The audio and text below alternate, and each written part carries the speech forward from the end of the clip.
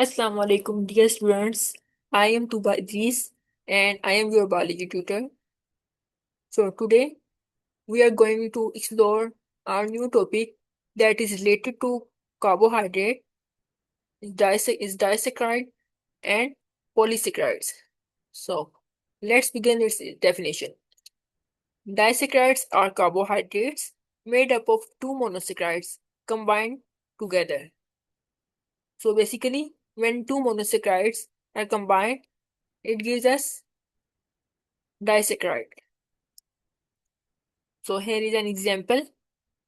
Sucrose. Sucrose is formed from a molecule of alpha glucose and a molecule of fructose, and both are monosaccharides. Both molecules are combined with each other through a condensation reaction. As a result, water is removed and we get sucrose. So this is a flowchart.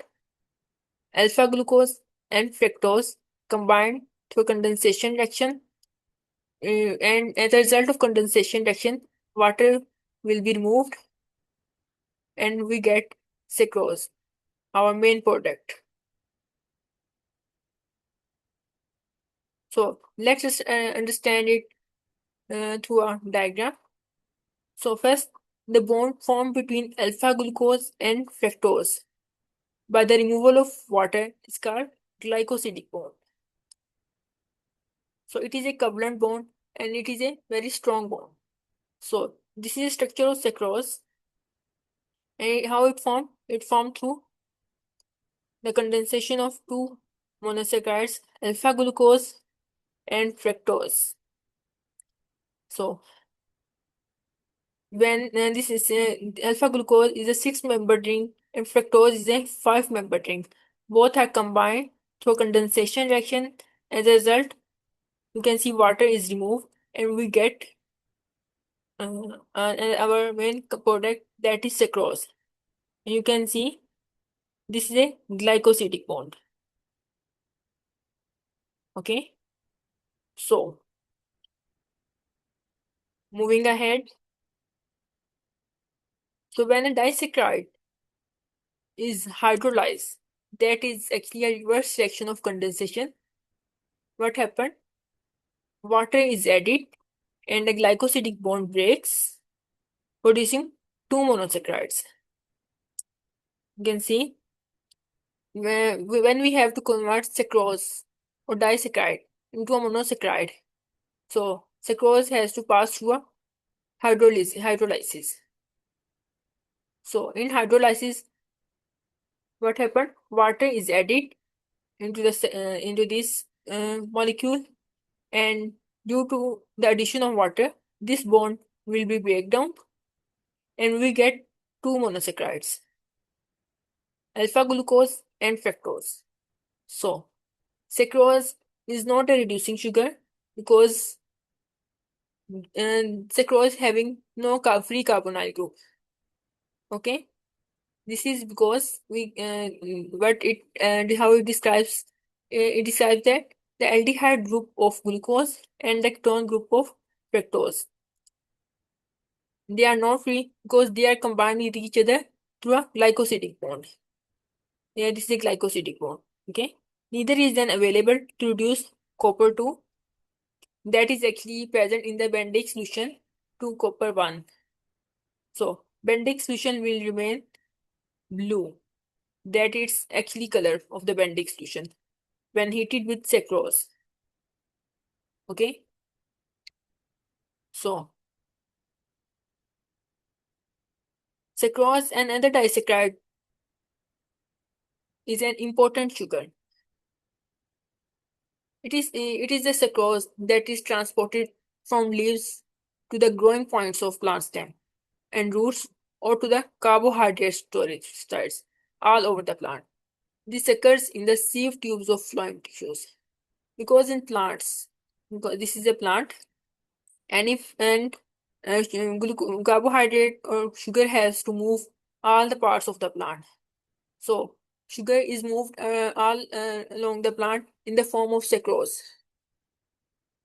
when plant has to consume the sugar, sucrose will be converted into glucose. Okay, so two other commonly occurring disaccharides are maltose and lactose. So how maltose formed?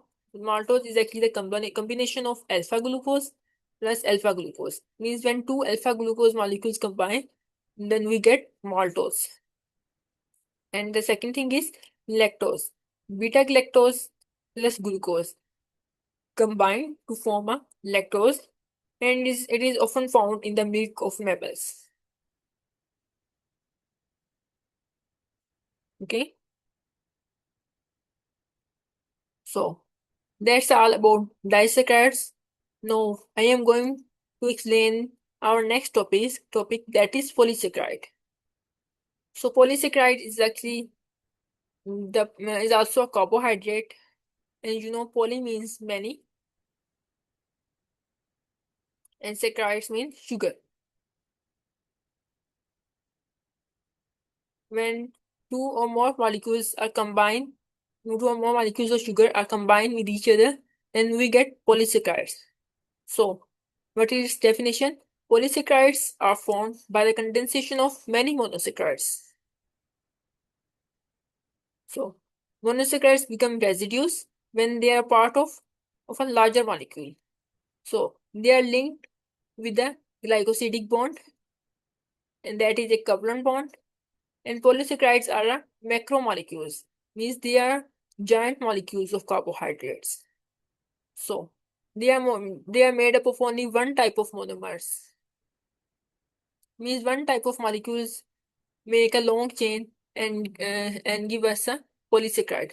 For example, cellulose, that is a polysaccharide, is made up of a glucose monomers. So when too many glucose molecules combine with each other, and as a result we get cellulose. Okay, so what is cellulose? Cellulose is the most abundant carbohydrate on earth, and it is a polysaccharide made up of beta glucose monomers. So it is often found in plant cell walls. It actually made the plant cell walls thick. Okay, so if we look upon the structure of cellulose, how it formed. So actually it is formed by beta glucose molecule, and and two molecules of beta glucose are bound to a beta 1,4 glycosidic bond.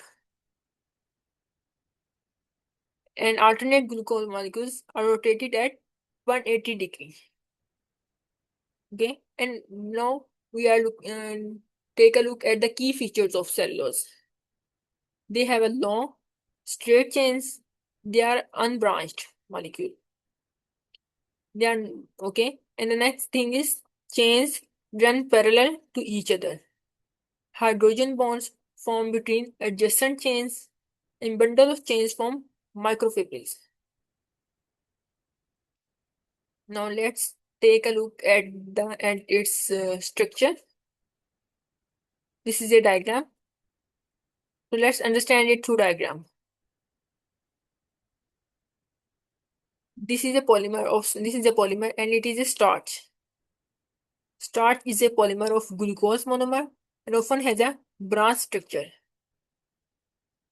You can see both are joined to all molecules are joined to a glycosidic bond, and it has a branches. But cellulose is a polymer of glucose monomer that has a straight ridge structure. It has a straight structure. It is unbranched. As we have already taught about it. Okay. So moving ahead here, this is a flow chart that actually describes the structure of cellulose. Two beta glucose molecule combine to a beta 1,4 glucosidic bond, and it repeated many times. too many beta glucose molecules are combined with each other and make a cellulose chain. So it is the first cellulose chain, and this is a second cellulose chain. Both chains are combined through a hydrogen bonds. When several chains are combined, they form a microfibril. Okay, so we have talked about that they have a beta 1 for glycosidic bond. And how it formed? This is a carbon 1 of beta glucose, and here this is a carbon 4.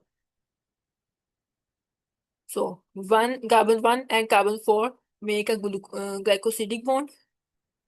So that's why we called it beta 1 for glycosidic bond. 1 and 4 is actually a carbon number that actually takes part in the bond formation. Okay, and this is now next this diagram actually describes the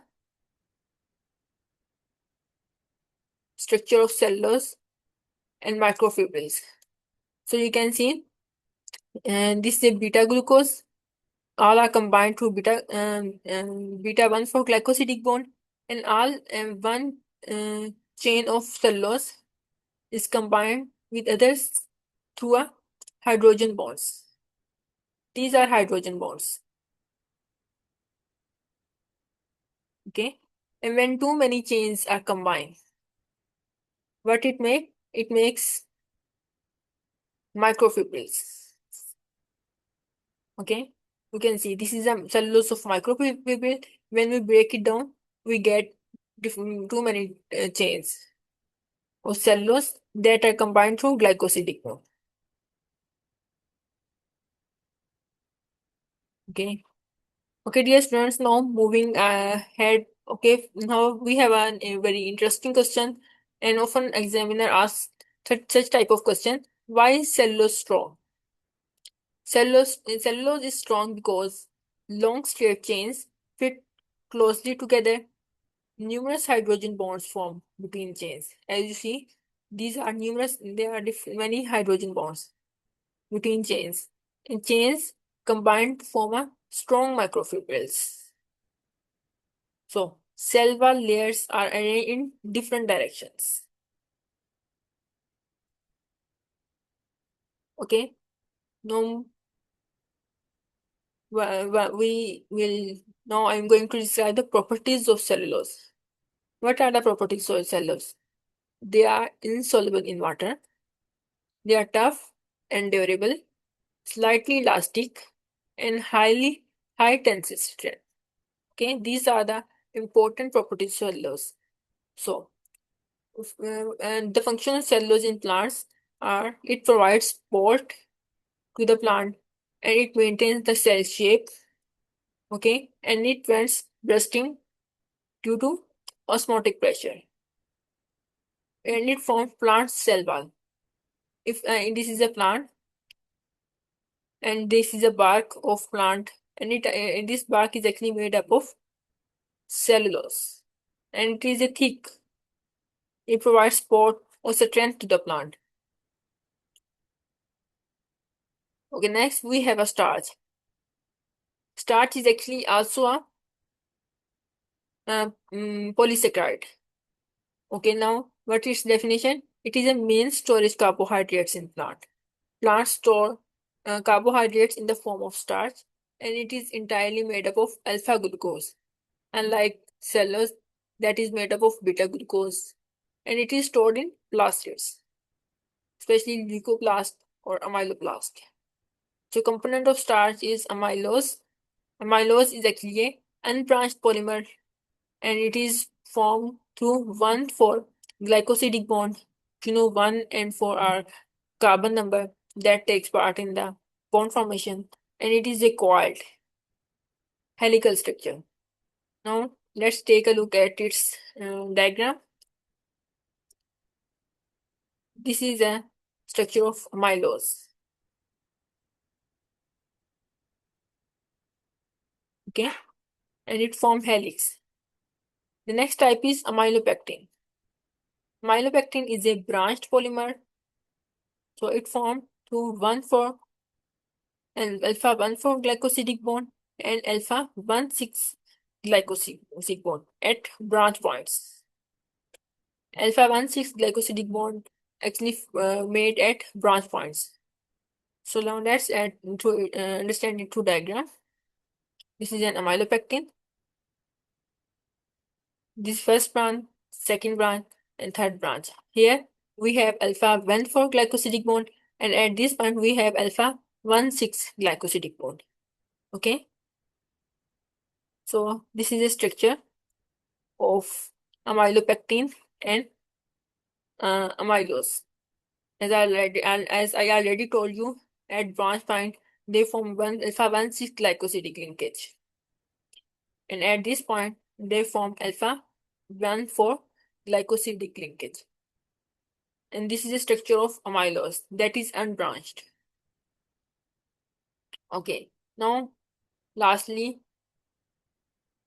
I'm going to discuss why is starch a good storage molecule. Starch is actually insoluble, doesn't affect water potential of plant. So it is a compact helix occupies little space. It is present in a compact form. So a large amount of glucose can be stored, and it is easily hydrolyzed to release glucose when plants need it. Okay, dear students, that's all for today's video. I hope you understand it well. If this video helped you understand the topic of disaccharide and polysaccharide, then don't forget to like, share, and subscribe. So your supports help me create more free biology lessons related to OA level, FSC, MDCAT, and university students. And thank you for watching my video. I shall see you in the next video.